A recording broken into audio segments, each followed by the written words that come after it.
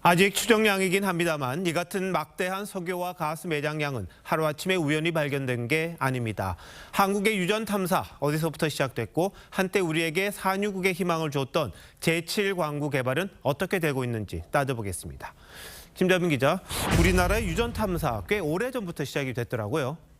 네, 최초의 석유 탐사는 1959년 전남 해남의 우황리 일대에서 실시됐는데 큰 성과는 이루지 못했습니다. 1976년에 박정희 전 대통령이 영일만 석유 발견을 처음 발표했습니다. 1차 오일 쇼크를 겪었던 국민들은 당시 TV를 보며 만세를 부를 정도로 기뻐했는데요. 하지만 포항에서 추출된 기름은 원유가 아닌 것으로 확인됐고 이후 해남 지역에서 유기물층이 확인됐지만 경제성이 없다고 판단돼 개발이 중단됐습니다. 그럼 우리나라에서 처음 가스를 개발하고 생산한 건 언제부터입니까? 네, 수십 년간의 노력 끝에 1998년 동해 가스전을 발견했고 2004년부터 2021년 말까지 2조 7천억 원어치의 천연가스와 원유를 생산했습니다. 양으로 따지면 4,500만 배럴입니다.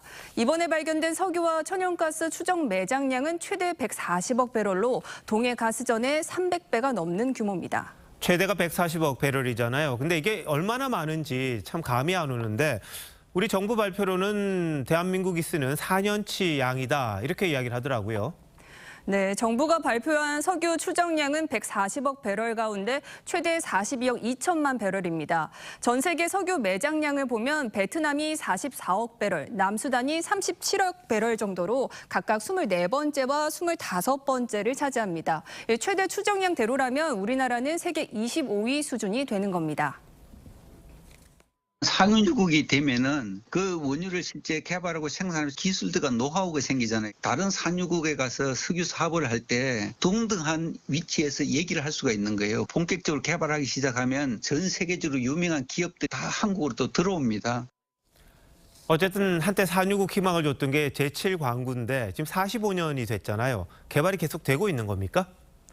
네, 이 7광구는 제주도 남쪽, 일본 규슈 서쪽에 위치해 있습니다. 1970년 한국이 먼저 7광구 대륙붕 영유권을 선포했지만 일본이 반발하면서 50년 공동협정 개발을 맺었습니다.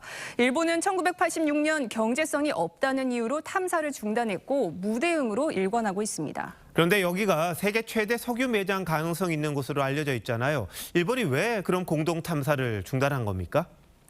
네, 1980년대 들어 국제사회에서 관할권 획정 기준이 대륙붕에서 중간선 원칙으로 바뀌면서 배타적 경제 수역, EEZ 개념이 등장했는데요. 이 기준을 적용하면 7광구 대부분이 일본으로 넘어갑니다.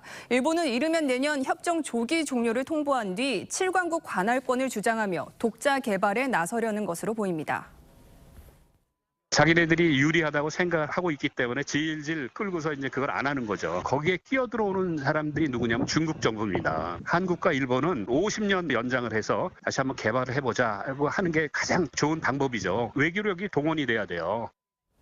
결국 일본 정부를 적극적으로 설득해야 하는 게 우리 정부의 역할이 아닌가 싶네요. 김자빈 기자, 잘 들었습니다.